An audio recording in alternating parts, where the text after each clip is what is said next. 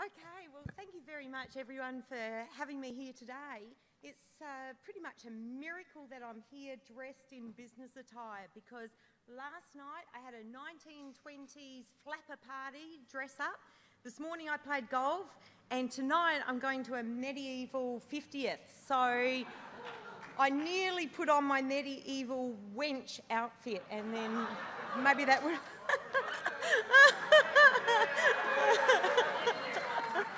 That would have been pretty funny. So thank you very much for having me here, slammed in between all of these events. So what am I going to be talking about today? I'm going to be talking about why we need evidence to drive practice. Where do you go to find some of the evidence? Some evidence about Neighbourhood Watch, because of course I'm sure you're very eager to hear what we actually do know about Neighbourhood Watch and its effectiveness. Some evidence about what we know citizens like you do actually in the community. We actually have some fantastic study that we've been tracking citizen action over the last about 12 years. And then I'm going to talk a little bit about police-citizen engagement and some of the difficulties that we have in my world of criminology about translating the evidence and moving it forward into evidence-based practice. So stick with me, and any time that anyone wants to interrupt me, I'm very happy to take questions in the middle of what I'm talking about. So, as an experimental criminologist, at the core of everything that we do is this principle of do no harm.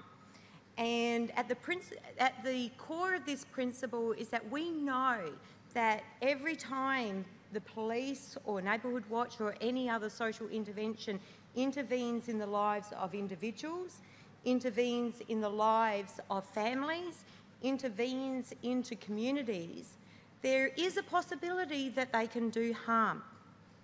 And we don't want that, obviously. We want interventions to bring about better outcomes for individuals, better outcomes for families, and better outcomes for communities.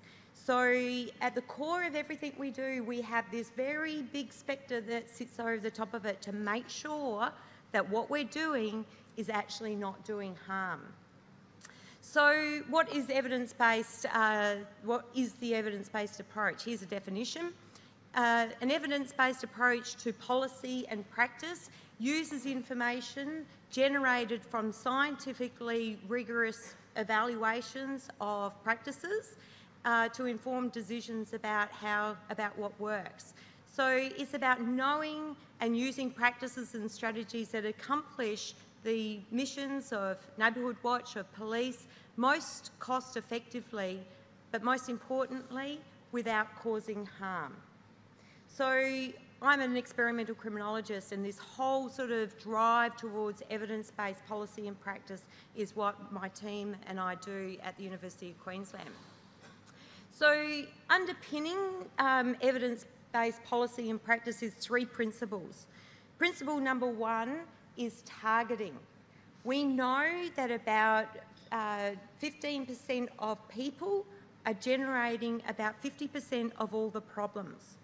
We know that about 20% of victims are not generating the problems, but are the subject of most crime problems. And we know that about 3% of places, this is a really important statistic to keep in your head, 3% of places actually generate about 50% of the problems.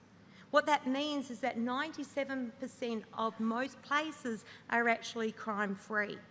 So in terms of how you target your resources, it's really important to target it to the people and the places that are generating most of the problems, or else the interventions actually, and sometimes they're quite expensive interventions, can actually go through the sieve. The second principle of evidence-based policy and practice is actually being willing to test new ideas, putting it to the test.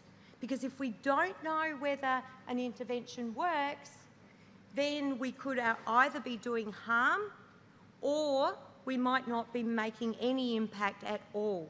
And when we have scarce resources, We want to make sure that the interventions that we're bringing to the table actually are making a difference in a positive direction.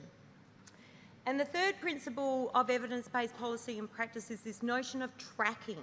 So making sure that the interventions are actually being delivered as prescribed.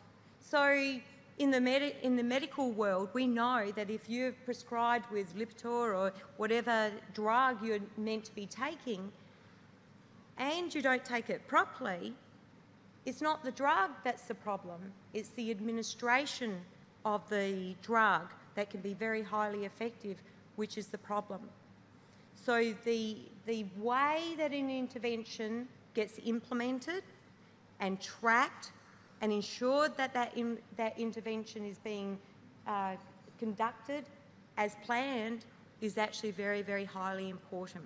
So 3 principles: targeting your resources appropriately, testing them to make sure that they are actually working, and most importantly that they're doing no harm, and the third is being able to track to make sure that the interventions are actually being delivered as planned. So we know in the world of intervening in crime and disorder problems that you are engaged in every day, it's actually very hard to move the needle. It's actually really, really hard to make a big difference. It's actually hard to make a small difference as well.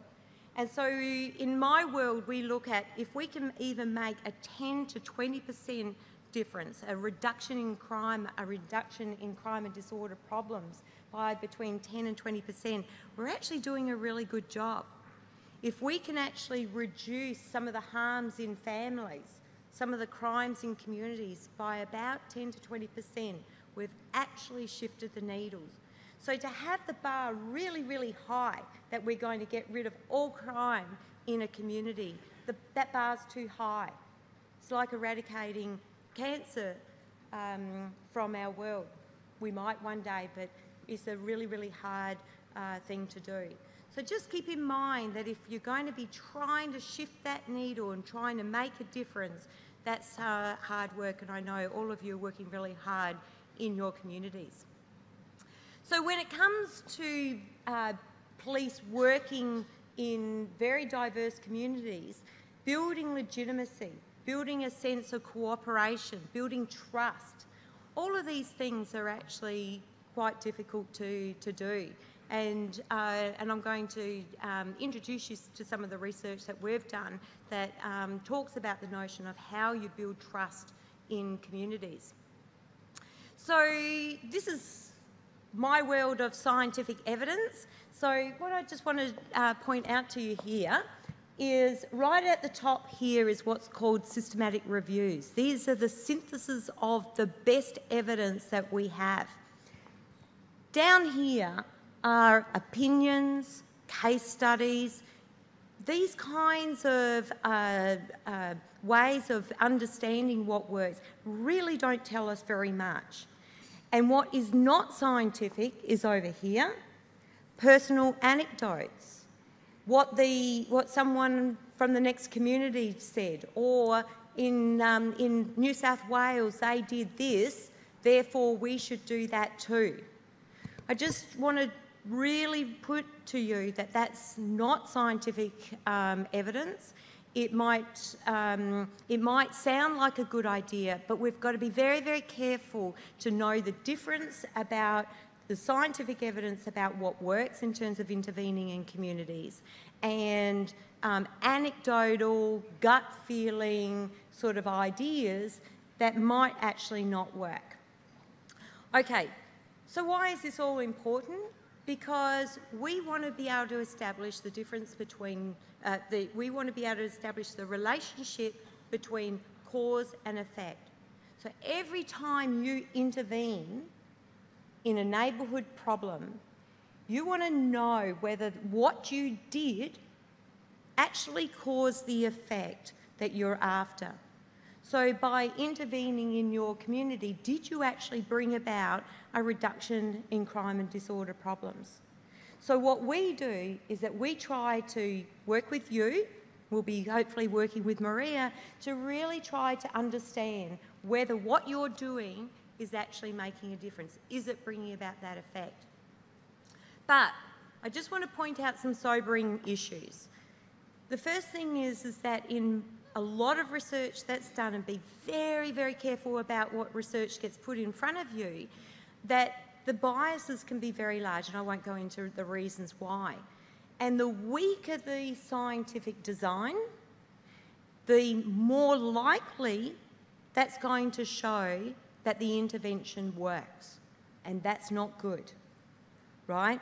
You don't want something that's overestimating and saying that an intervention's actually making a really big difference, when in actual fact it's not. So these are some sobering thoughts, and I'm going to just work through with you today about some of the things that we do know that works really well. So when my team and I work with the police and work with organisations such as yourself, what we do is we run randomised controlled trials. And these are where we might randomise one community to get a new treatment or not, where we might randomise families to get a different type of intervention or not, or individuals. So we're really interested in making sure that we can establish that relationship between the cause, the intervention, and the effect. So there's three components of an experiment. The first is a problem, and I'm sure you've all got problems in your communities. So we start with the problem. What is the problem? Is it drug use in your community? Is it speeding cars? Is it graffiti? What are the very specific problems that you've got in your community? The second component is an intervention, a very, very clear intervention that can actually address those problems. And then you've got to kind of have a pretty good idea as to what it is that you want to see as the outcome. Do you want better social ties between neighbours? Do you want to see a reduction in graffiti in your community? Do you want to see fewer young people that are out on the streets at night? What precisely is it that you want to see, what you want to see reduced in terms of the problems in your communities? So three components. The problem, a really clear definition of the problem, a very clear definition as to what intervention you're actually doing to control or prevent or reduce that problem, and what is it that you're actually trying to affect. Okay, so before you get started, it's always really important that we don't try to reinvent the wheel. We're not starting from ground zero. How many years? You have 30 years. This is your 30-year anniversary. So you've been around for 30 years. There's a lot of built-up knowledge that Neighbourhood Watch has. There's a huge amount of built-up knowledge that the police have.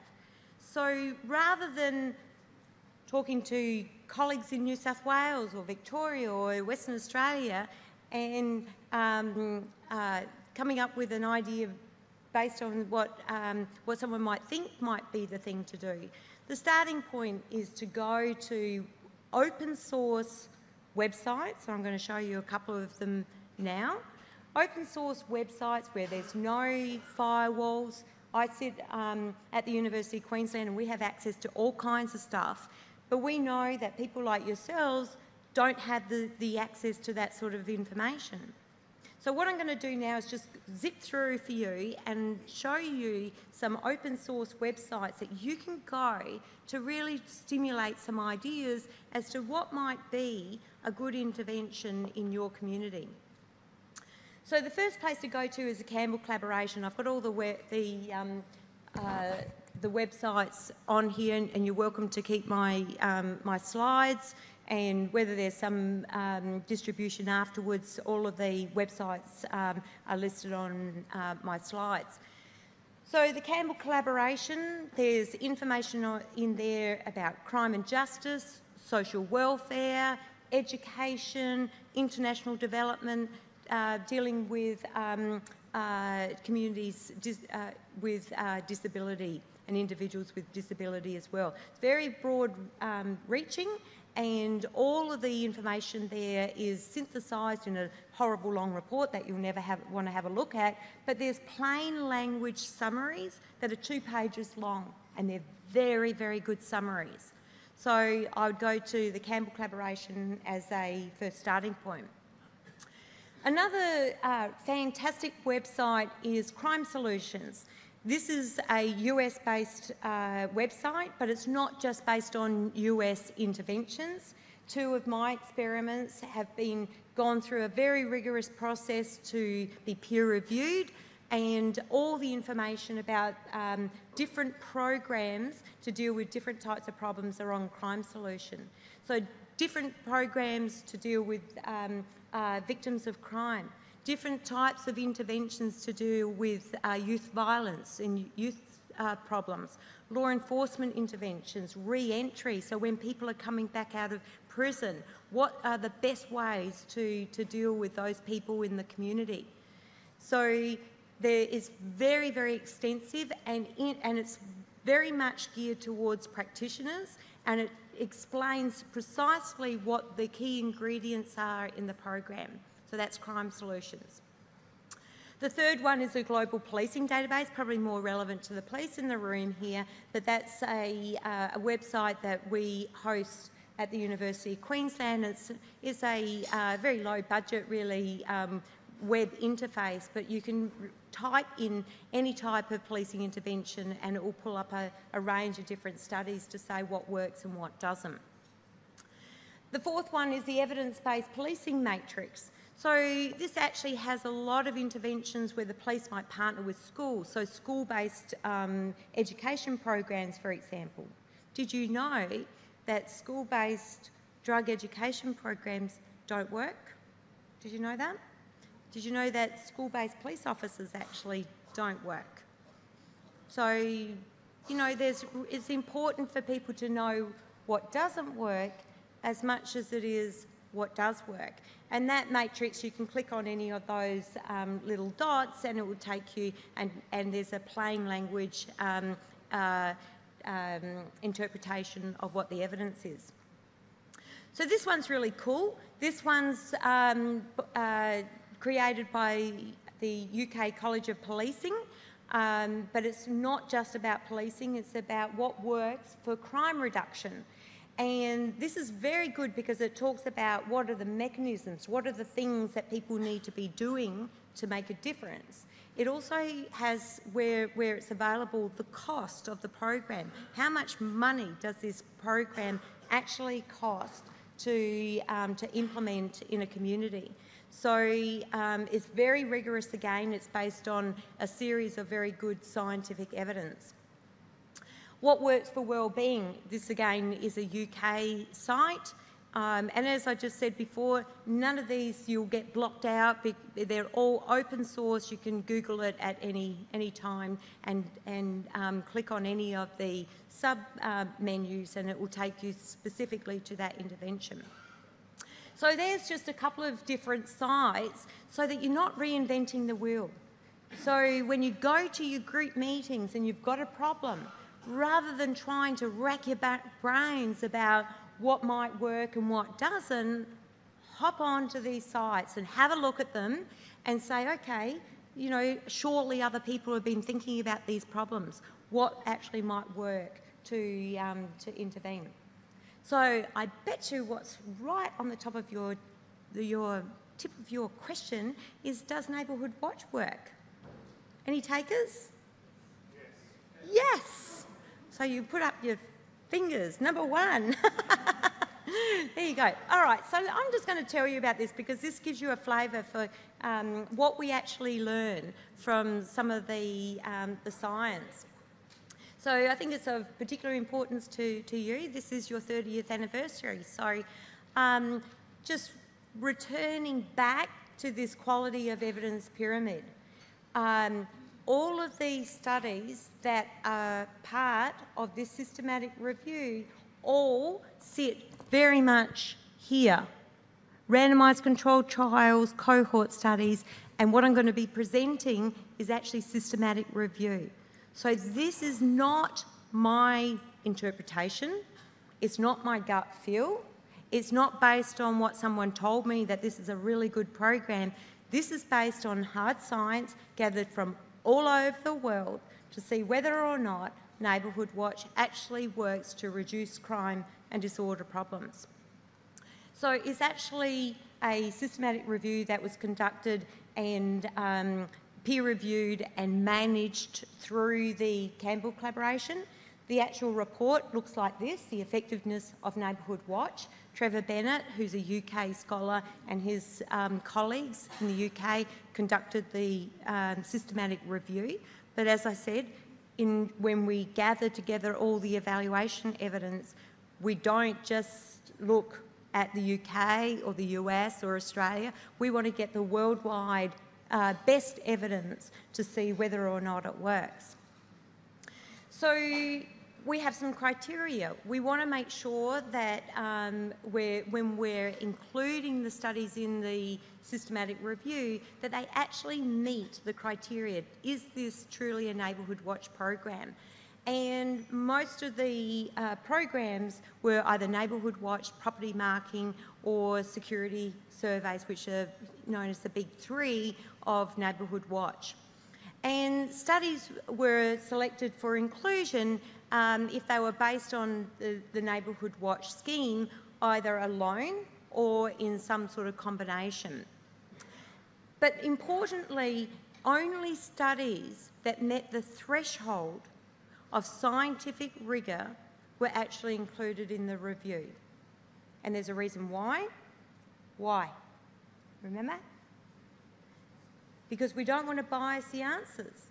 We only want to include those studies that are going to actually tell us whether or not it works. Because if we include weak studies, you know, some qualitative surveys, a very, very weak way of getting opinions, it would overestimate the effectiveness. So this is putting Neighbourhood Watch really through the mill to make sure, do we know whether or not Neighbourhood Watch works?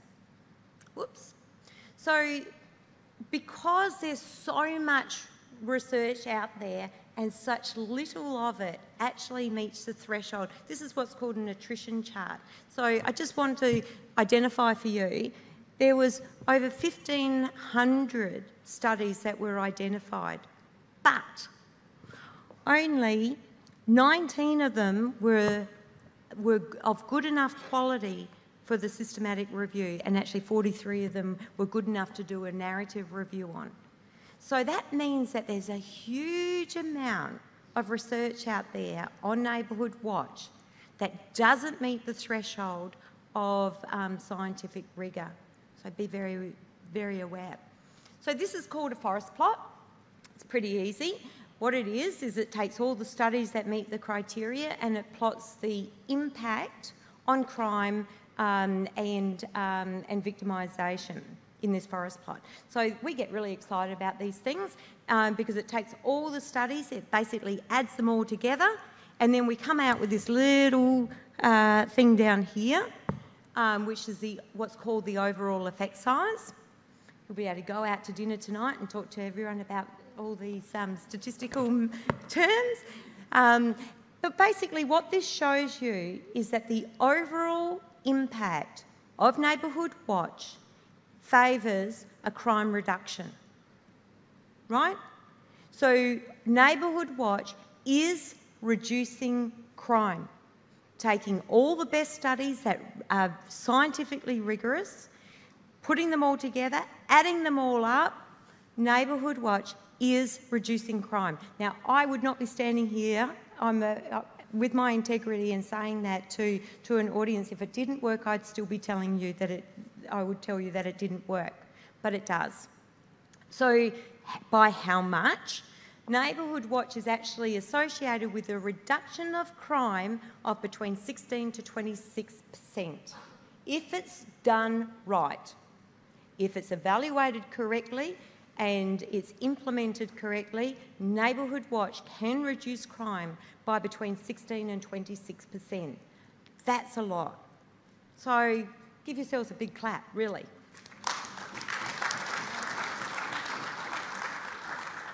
So when we start to look even deeper, so this is the results from the narrative review. So we go in and look at the different types of programs and different types of programs working in different ways. There's about 43 studies that contribute to the narrative review. Only 23 of them had sufficient information for the synthesis to be conducted.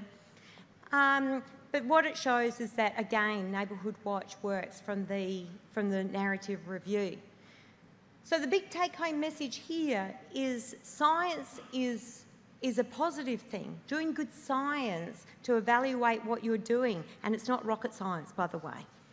You know, you don't need some, you know, rocket science genius to help you evaluate what you're doing.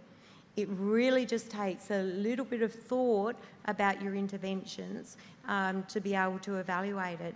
But in actual fact, the quality evaluations actually show that Neighbourhood Watch works. Okay, so that's kind of the good news there.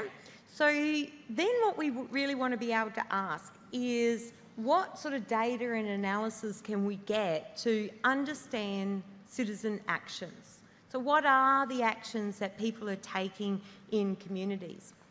So we want to know what encourages action and what specific actions do people actually take.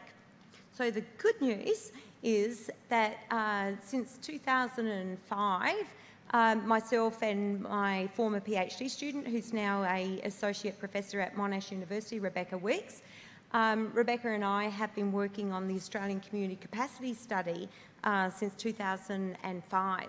So we have 4 waves of survey data from Brisbane across 148 communities. We have 2 waves of data from Melbourne. We've got in-depth case studies, and we have a booster sample to understand some of the community dynamics in some ethnically diverse populations.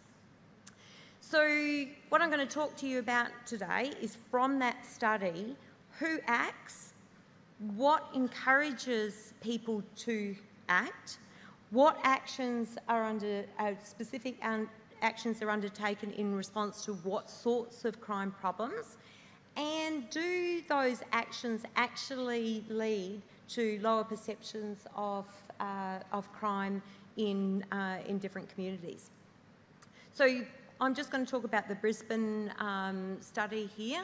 So there's 148 communities. This is based on about 4,500 people every single wave.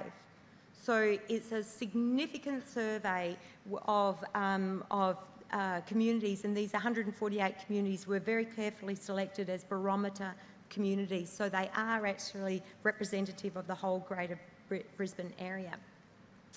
So who are the actors? The actors are community residents like yourself who have been actively responded to identified patterns, problems in their local community. And actions, we define actions as any behaviours undertaken by actors that occur as a direct response to a community problem. So when we look at levels of concern, what we find is that across these different waves of surveys, 4,500 people at each wave, really people aren't seeing big significant problems. The significant problems are in the grey down here. The no problem at all is in the blue, and a moderate problem is in the dark grey. So when we look at these data, what we see is that very few residents see really big significant problems. But when they do see problems, the main problems that they're seeing are drugs, graffiti, and dangerous driving. They seem to be the common problems that people see in their communities. And of course there's variation across all the different communities, so this is some fairly aggregated information.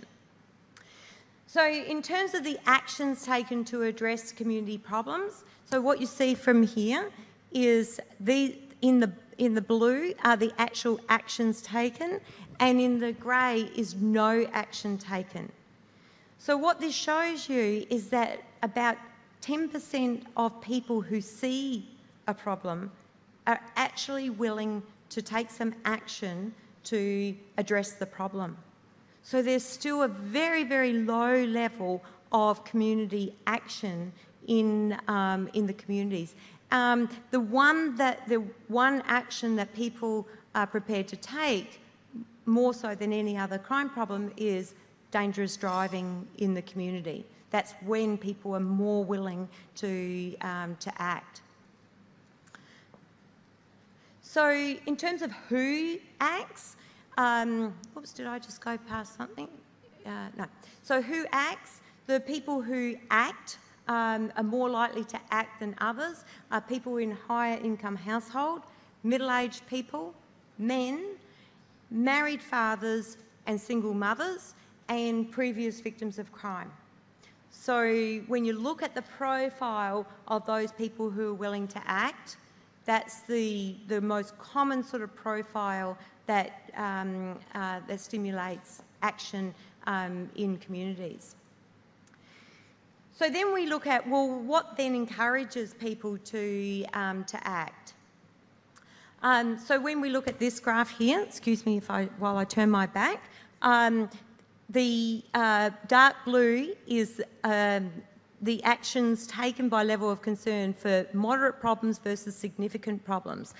And what you see from this graph again is that when people see a large problem, they're more likely to act. And that's particularly the case in, again, our dangerous driving. The only type of problem that sort of is a little bit different is inter-ethnic conflict. So when people see inter-ethnic conflict, they're probably less likely to act, but for the other types of crime problems, they are. So then we look at, well, what do residents actually do? What is their action? So all I've talked about up until now is some sort of action in the aggregate. But when we start to tease it out and start to look at the very specific actions, what do you think is the number one thing that people do? Any takers? You're not allowed to answer. Someone out there with one of your number one, safety. Not down the front. You're cheating. Call the police. You're absolutely right. That is the number one. That is the number one thing that that residents do. Is that the right thing to do or the wrong thing to do? Sorry? Right thing to do? Sometimes, not always. Where we have very strong social ties and the capacity of the community to what we call self-regulate, be able to solve their own problems, is actually more effective with the support of police, of course. But picking up the phone and calling the police is the most common response, and the number one thing that, the number one problem that people are willing to call the police about is dangerous driving. So when we look at what else they might do, it would be calling the city council, and the crime problems which you would understand coming from when people call the city council, it's for graffiti problems, which is actually the appropriate place to call because they have rapid repair programs. So the calling a problem around graffiti is quite appropriate there. For dangerous driving, people will sometimes call main roads. And why would they call main roads? To try to get some sort of level of street calming, for example, on a street. So the most common response is to call the police. The second common response is to call the city council or another government agency. So what about contact with neighbours and whether or not people are willing to intervene? and which sorts of problems are people willing to intervene on.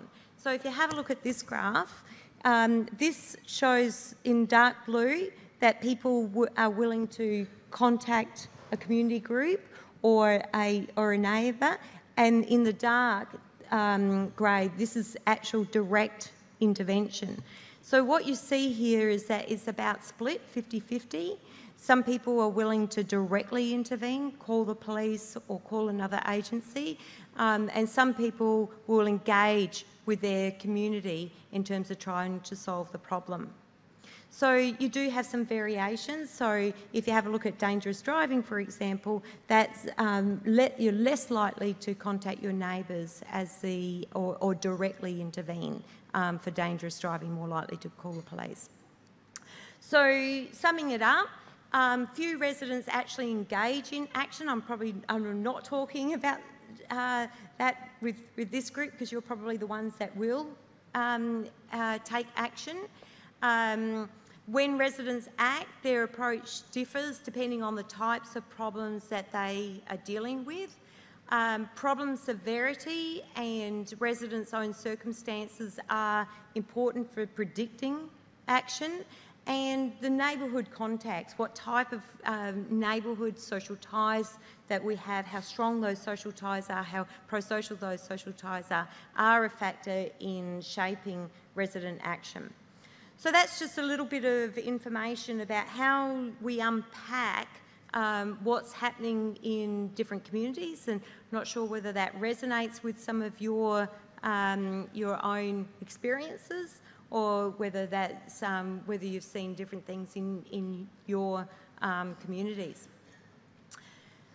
So what about the issue about building legitimacy?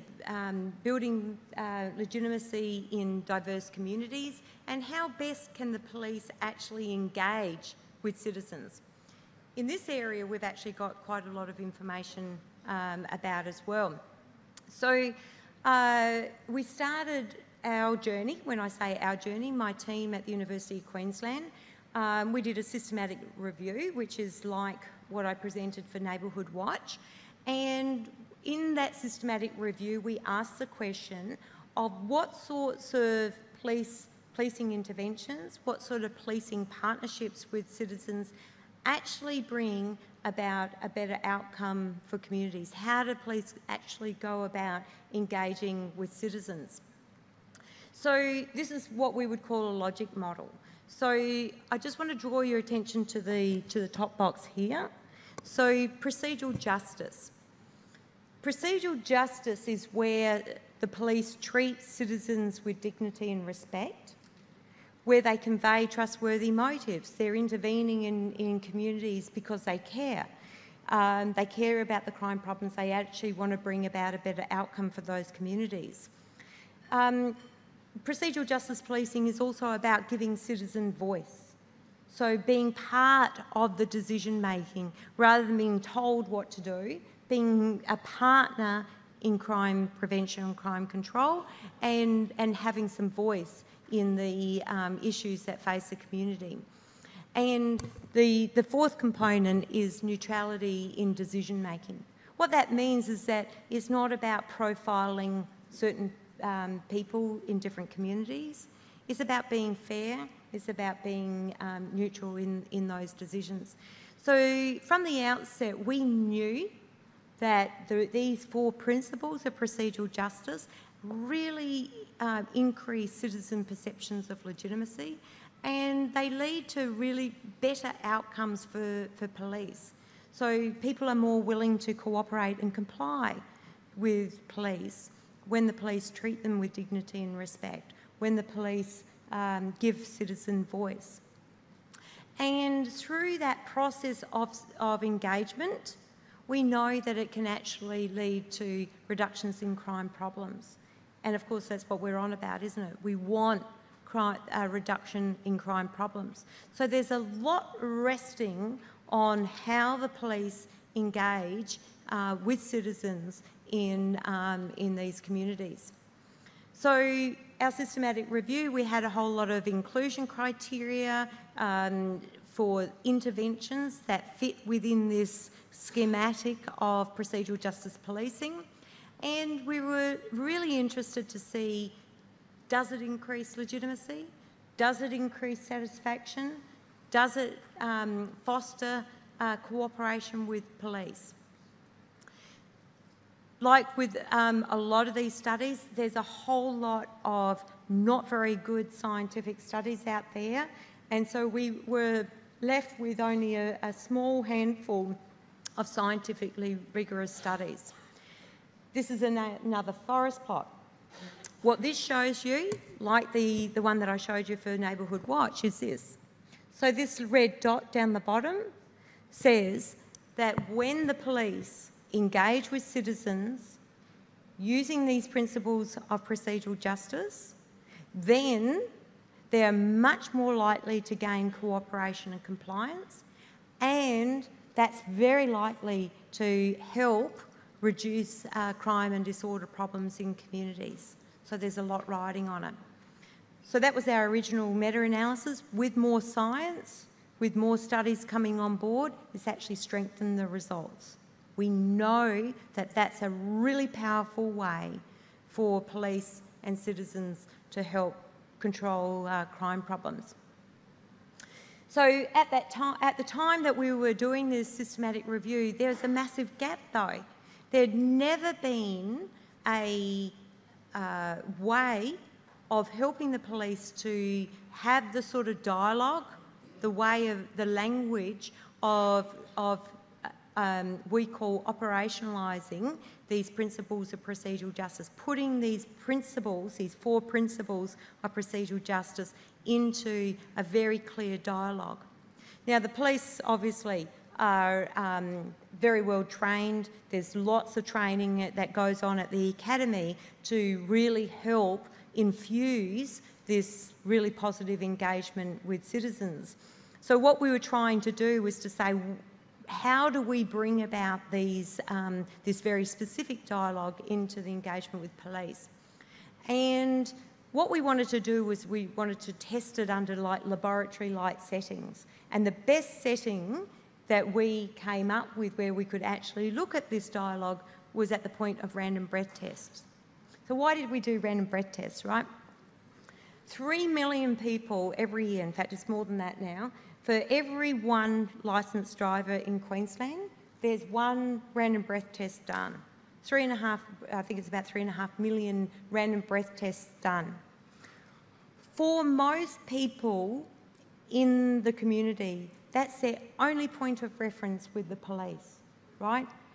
Most people don't have any conversation with police in their day-to-day life. The only communication that they have is at the point of random breath testing. So this was driven by the police department. They said, look, this is actually a really good opportunity for us to bring these principles of procedural justice in the context of random breath testing to see whether we can actually engage with citizens in a better way and increase perceptions of police legitimacy. So in actual fact, and I won't go into the details about how we did this, but we found that this very simple way of communicating, treating people with dignity and respect, giving people voice, being neutral in decision making, these principles underlying procedural justice policing actually changed people's views about whether or not they would drink drive. It's incredibly powerful. It also led citizens had more satisfaction with police. They saw the police as being more trustworthy. They thought the police were fairer. They thought that they had more confidence in the police. And this has a huge run-on effect in terms of how best the police can engage with citizens in the community. But there's always a but, isn't there? Unfortunately. The way that the police engaged at this point of random breath test took about 4 times longer than the normal random breath test, right? So everyone's here's probably been through a random breath test. It takes about 15 seconds to go through the random breath test. And when the police take longer to engage members of the public, they can do a better job, but it takes a little bit longer. Is that a good thing? Is that a bad thing? In the case of random breath testing, the longer the engagement would mean that you couldn't do as many random breath tests. And in actual fact, it turns out that the 1-to-1 ratio of one random breath test for one licensed driver actually has a massive suppressive effect on road trauma attributed to alcohol. So we learned something really powerful. The implementation of it was a little bit trickier because it's very hard to then translate these kinds of research findings into practice. So we know that when police take the time to engage with citizens, when they're really taking the time to extract from the citizens their perceptions, what's going on for them, it takes a little bit longer. So that kind of leads us to this evidence dilemma. If you know that it works and it takes longer and you don't have a lot of resources, what do you actually do? So in our world, what we do is we try to replicate. We try to say, well, does this work for communities in Townsville? Does this work for communities out west in rural areas? Does it work in different types of communities for different types of people? So that's what we call replication. We try to look at this way of engaging with citizens in different contexts. And all of this comes together to help us work out how best to move the needle in different communities. And it's very incremental, one building block at a time, one step at a time. But we know that that's really the best way to go about building a strong evidence base to bring about best practice. We know it's a bumpy road, but at the core of all of this, and if you remember nothing from my presentation, the one thing to remember is that intervening in communities, intervening in families, intervening in people's lives can harm. And if you keep very much in the front of your mind this principle of do no harm so that you can actually do good, is what really drives evidence-based policy and practice. So thank you very much.